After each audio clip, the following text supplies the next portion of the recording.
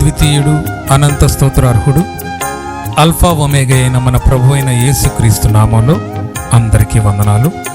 నేటి దిన ధ్యానము నిమిత్తము ఏర్పరచబడిన దేవుని వాక్యాన్ని చదువుకుందాం. మీకా గ్రంథము 6వ అధ్యాయము 8వ వాక్యం. మనుషుడా, ఏది ఉత్తమమో అది నీకు తెలియచేయబడి ఉన్నది.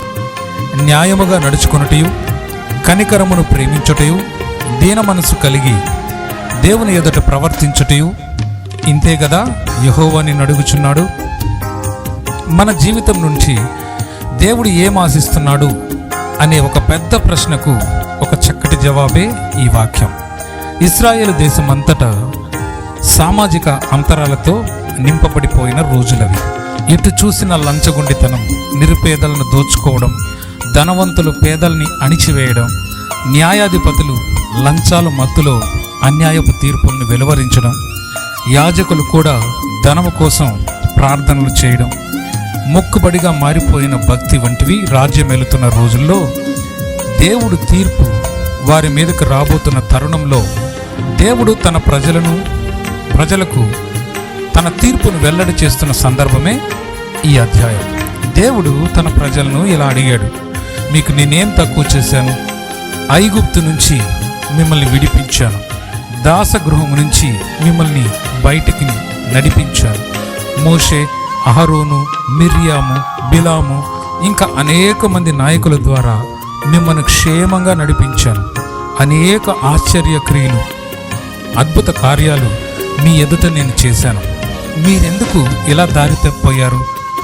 దానికి ఇశ్రాయేలు ప్రజలు అన్నారు, దహన బలులను, ఏడాది దూడలను, వేల కొలది పొట్టేళ్లను, వేలాది నదులంతా విస్తార తైలమును తెచ్చి నిన్ను ఆనందింపచేయమా ప్రభు? మా అతిక్రమముల నిమిత్తం మా జ్యేష్ఠ పుత్రుణ్ణి ఇమ్మంటావా? మా పాప పరిహారమునకై గర్భఫలాన్ని ఇవ్వమంటావా అన్నప్పుడు దానికి ప్రభు ఇచ్చిన సమాధానం ఏమిటంటే, మీకు ఏది మంచిదో నేను మీకు ఇప్పటికే తెలియచేశాను. న్యాయముగా నడుచుకొనుట, కనికరాన్ని ప్రేమించుట, దీన మనసు కలిగి దేవుని ఎదుట ప్రవర్తించుట, ఇవే కదా నేను మిమ్మల్ని అడిగాను. అవును ప్రియులారా, దేవుడు మన ప్రభువు మన నుంచి ఆశిస్తున్నది కేవలం 3 విషయాలు. దేవుడు స్వయంగా తెలియజేసిన ఆ 3 రహస్యాలు మన ఆధ్యాత్మిక జీవితాన్ని ఎంతో ముందుకు తీసుకెళ్తాయి. ఆ 3 రహస్యాలు ఏంటంటే న్యాయము, కనికరం, దీన మనసు.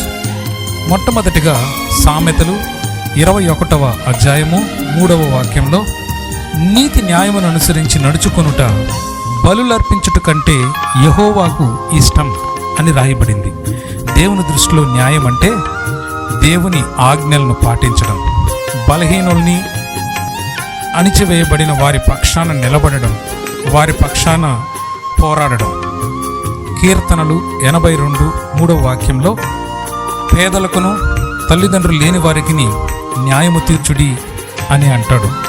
నిజాయితీగా ఉండడం, దేవుని కట్టడలను అనుసరించి నడుచుకోవడం దేవుని దృష్టిలో న్యాయ ప్రవర్తన.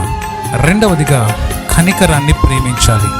కనికరం అంటే అవసరతలో ఉన్న వారి పట్ల, యోగ్యత లేని వారి పట్ల మనం చూపే జాలి, ప్రేమే కనికరం.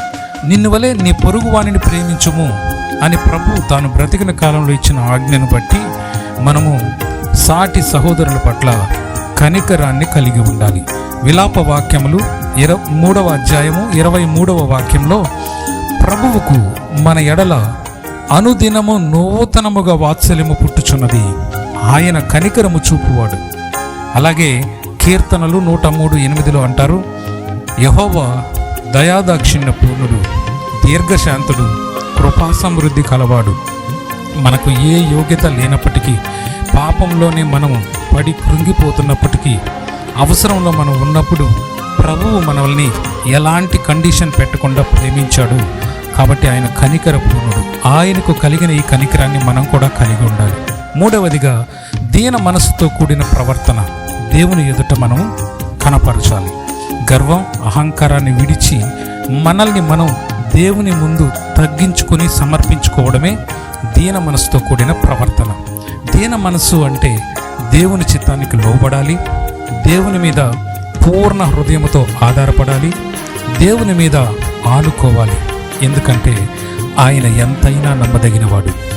దేవుడు స్వయంగా తన ఇశ్రాయేలు ప్రజలకు తెలియచేసిన ఈ 3 రహస్యాలు మన జీవితంలో మనము కనుక పాటిస్తే, అనగా న్యాయ ప్రవర్తన, కనికరాన్ని ప్రేమించడం, దీన మనసు కలిగి ప్రభు ఎదుట జీవించడం, ఈ 3 విషయాలను మనం పాటిస్తే నిశ్చయముగా ప్రభువు మనల్ని ఆశీర్వదించి నిత్య జీవము, పరలోకమును అనుగ్రహిస్తాడు. నిత్యమైన ఆనందం, సంతోషం మన తలల మీద ఉండును. ఆమేన్. తల వంచండి, ప్రార్థన చేసుకుందాం. మహాపరిశుద్ధుడు, మహాగణుడైన మా ప్రభు అయిన యేసయ్య, మీకు స్తోత్రం.